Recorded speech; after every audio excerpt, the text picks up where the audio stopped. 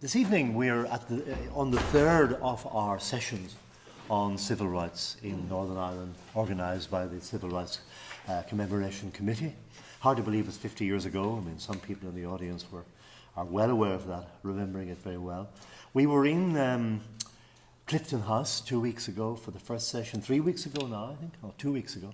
We were in the Guildhall in Derry last week on a very, very inclement night. We had a great crowd there, and we're in Drumalis tonight, trying to move it around.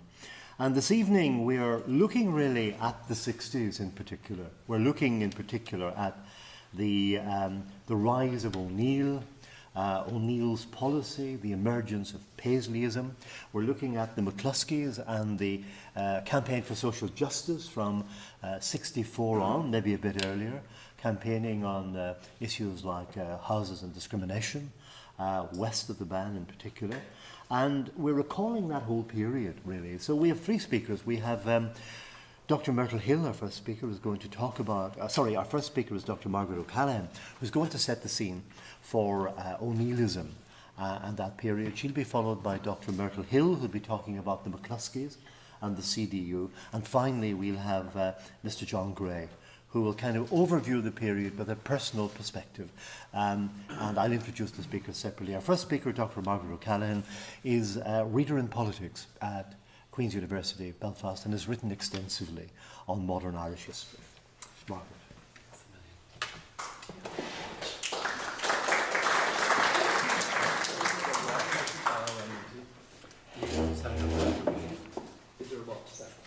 I'll give you a watch. Sorry to be such I don't want to drone on.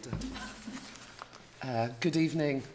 Thanks so much for having us here this evening. And I hope we give you something at least to talk about. I was reminded that in February 1969, exactly 50 years ago, at the Bandside election, Paisley got 6,331 votes and Terence O'Neill just got 7,700 votes. So it's just interesting to think that 50 years from now, O'Neill, though still in position as Prime Minister, was in a dangerous and precarious position. That February 69 election also was the first occasion when John Hume was elected as an independent. And the other point, I suppose, about that month is Callaghan, as Home Secretary, had already thought of introducing direct rule. So I suppose one of the things we're trying to think about is how did all of that change the possible displacing of O'Neill by Paisley? I'm not saying O'Neill was displaced by Paisley, but it did show the direction things were moving in. London thinking of direct rule. If you'd looked at that from 10 years earlier, from 1961, you would have said that's an impossibility. So I just want to look at some of the kinds of things that O'Neill was trying to do in the 1960s and why it became very difficult for him. And I'll begin by saying that I come to this from an odd angle. The way I started working on the 1960s here in Northern Ireland was through a project I did about 10 years ago with Mary Daly of the Royal Irish Academy. We were funded by the Irish government. They didn't tell us what to do as the High Research Authority. And we were supposed to look at 1966 and the commemoration of the Easter Rising in 1966 and whether or not that had had an influence in the outbreak of the Troubles here some years later. So why were we asking this question? Because I suppose Conor O'Brien had argued in the South that it was the glorification of the 1916 Rising that inadvertently, if you like, fueled the campaign of the Provisional IRA by 1971, 1972. So that's a question that's kind of southern-based rather than north. I don't think it was ever of that great interest within the north. I don't think people took it that seriously, but it was taken seriously in the south in, I suppose, a process of what you could call revisionism, whereby Southern nationalists were forced to reconsider, very unwillingly in many cases, and Southern Irish governments were forced to reconsider their choices in relation to what way they wish to commemorate the Irish historical past.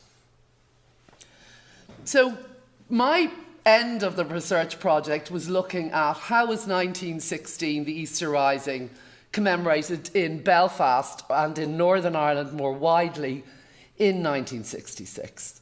And it was kind of through looking at those years from 1964 to 67, 68 that I began to get a kind of a perspective on some of the things that were happening to O'Neill in the mid-60s. Now, a lot of people have worked on the politics of Northern Ireland from the 20s to the 60s. And I suppose you could say that the Unionist Party reckoned that it could control power without any concern for an opposition. It was majority rule, so therefore, electorally, they'd no great incentive to try and bring nationalist voters on board.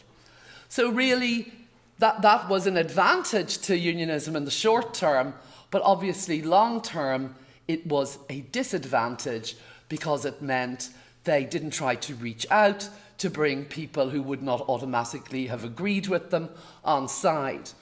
Their other great preoccupation, of course, was their worry about fissures or cracks within unionism. So what might happen if working class unionists started voting for the Northern Ireland Labour Party, if they drifted away from the unionist core message. Now, somebody like Henry Patterson has done a lot of research. He got into Unionist Party papers from the 1940s, and it's quite clear there are some liberalising trends within the Unionist Party from the late 50s and into the 60s. What I noticed, in order to try and see what was happening in 66, I did a lot on what Republicans were doing in West Belfast and can talk about that in discussion, but that is not what I'm going to focus upon here. What I wanted to think about was, did the 66 commemorations have any effect upon unionism or upon O'Neill's leadership? And to kind of answer that question, I had to try and look at what was happening within unionism, if that isn't too convoluted a narrative. And it was plain that demography was always an issue west of the Bann, particularly in Fermanagh, particularly in Londonderry. If you look at private unionist communications, you can see that there's a kind of liberal wing within unionism in Belfast, but they're constantly pulled back by Fermanagh, by west of the Bann, whereby they feel that any change, for instance, the granting of one man, one vote, could result in their gerrymanders of Derry, Londonderry, and Fermanagh collapsing. So there's that kind of demography problem.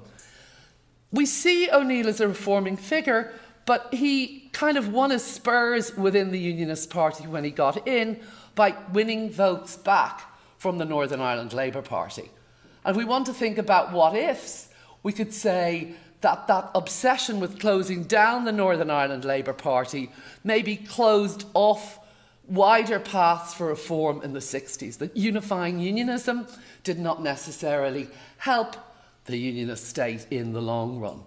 Now, O'Neill was not attractive to most Northern Unionists.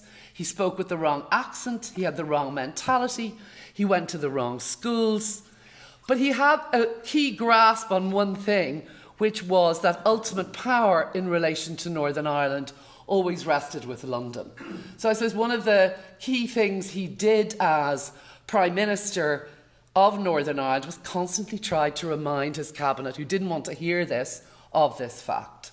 And most of his policies, the Matthews Report, plans for modernisation, the new city of Craigavon, a new university, they were all, if you like, designed to go with the kind of white heat of the new technology that Wilson had announced was the spirit of the 60s in London. So I suppose O'Neill felt that, a rising tide would lift all boats, and he also made gestures towards the nationalist community. But he had political forces to deal with that would have required him to be extraordinarily politically adept, I think, to navigate them. So the other, I suppose, framework for thinking about the 60s is the election of a Labour government, the rhetorical commitment of Wilson to some form of reform in Northern Ireland. And I mean, I know from looking at letters of complaint from Committees for Social Justice protesting about issues here that he just didn't really do very much with them. But at least on paper, there was a Labour backbench group who were very interested in how nationalists were being treated in Northern Ireland. The other context, I suppose, is the context of ecumenism, Vatican II, changes in the relations between religion. And so I suppose what O'Neill did was insufficient to carry that many nationalists with him, though they had high expectations of him. So you could say he created a wave of expectation within nationalists. But at the same time, he had to cope with the fact that from about 1964, with the publication of the Protestant Telegraph, Ian Paisley, who seemed like quite a small force in the 50s into the early 60s, was gathering slightly greater momentum. Because, I suppose, the policy of unionism from the 20s to the early 60s had been to maintain cross-class alliance within the Unionist Party, to keep the Unionist Party in power, the conversations that somebody like the Grand Master of the Orange Lodge would have had discreetly behind the scenes with Unionist notables would not necessarily be the kind of things they would be saying in public. So I suppose one of the problems that Unionism had from 63-64 was shifting their own conservative supporters. And that's a problem that all political parties have if they are thinking, which a section of them perhaps were, of change. Did the commemoration of the Easter Rising here make any difference to the flow of politics in Northern Ireland? I think it did on one level, in that it gave Paisley a platform. So Paisley had never been able to get more than a couple of thousand people out. Now there's a big protest at Cromac Square when he's attacking the grand whatever of the Presbyterian Church. But really, it's his rally in 66 that really lifts him up to another level. So yes, protesting against what was being done and commemorating, this evil rebellion that he saw as being commemorated, gave him a resonance with a wider public. Did this matter? Well, it possibly did, because this is the very public who had a year earlier had to look at Terence O'Neill meeting Lemass. So what did all this mean? If you're a conservative unionist, worried about your future, why is what you've been told all your life suddenly being transformed in front of your eyes in a way that is not being explained to you? And what I found most striking about after 66 was the extent to which Paisley's very extreme lines seemed to have acquired a purchase that they did not have before 66. The other thing is Catherine O'Donnell, who worked also on this project with me, discovered that there were huge numbers of letters from ordinary unionists written in the summer of 1966, mostly to Chichester Clark, saying, why were these people allowed to commemorate 1916 in this way? Now, O'Neill's answer to that would be, because London's eye is upon us, because we have to look like a modern, progressive, changing place. Within the language, even of O'Neill, his position was, well, nationalists can march in their own areas. So there's this whole notion of segregated public space. And indeed, one of the lines that most worked for Paisley was the idea that some of these 1916 Easter Rising commemorators were actually looking to perform in the Ulster Hall of all places. So there are all kinds of issues about who owns space, what is the Queen's Highway, who can march where, and all these issues were opened up, if you like, by the 66 commemorations. It's also worth remembering, I think, that Terence O'Neill was at a meeting in Paris, a celebration in Paris, about the Psalm in the British Embassy when he had to rush back to Belfast because of what I think we might now call the first murder of the Troubles, the murder in West Belfast of, I think it was Scullion. And he then immediately banned the UVF. So one of the things people talk about the Troubles starting in 69, but I think if you look carefully at 64, 65, 66, there are very unresolved tensions here. There are, of course, and the other thing that happens in 66 is Gerry Fitt is elected to Westminster. And Fitt, I suppose, changes the dynamic because there had been this whole convention that nobody talked about Northern Ireland on the floor of the British House of Commons. So I think the fact of that changed matters. The other, why did O'Neill behave as he did? Well, because the whole debate about the European Economic EEC, as it was then, dominated politics in these islands at that time. Southern politics changed because Lamass wanted to economically, the South looked a disastrous basket case by the late 50s, early 60s.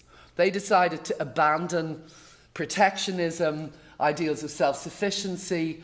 They wanted to go into the European community, and they could not envisage themselves going in, except, of course, with Britain. Now, we know France kept vetoing Britain, right into 65, 66, but the framework of changing relations between Dublin, London, Lamass's desire to normalise things with O'Neill, that's all about the desire of Dublin, number one, to have good relations with the North and Britain because of this imminent European community entry.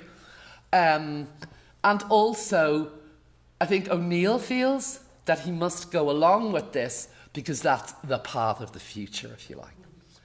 So we come back to, could unionism, there's a kind of a narrative now which is that had Burntullet not happened, had O'Neill not been pushed too far, well, perhaps a resolution could have been found, there at the end of 68 or early 69. But the more I look at, and I don't think there's any inevitability about the course that events took, but I think there were very serious structural problems. If you look at somebody like Sayers, who was the editor of the Belfast Telegraph, he's constantly pushing for liberal reform. But the liberal reform that O'Neill promises is insufficient, perhaps for nationalist expectations, but it seems like enormously conceding for a lot of his own supporters. And into the gap, I think, that public language of Paisley that got its first really solid airing in 66, 67, provided a dangerous rhetoric for the future.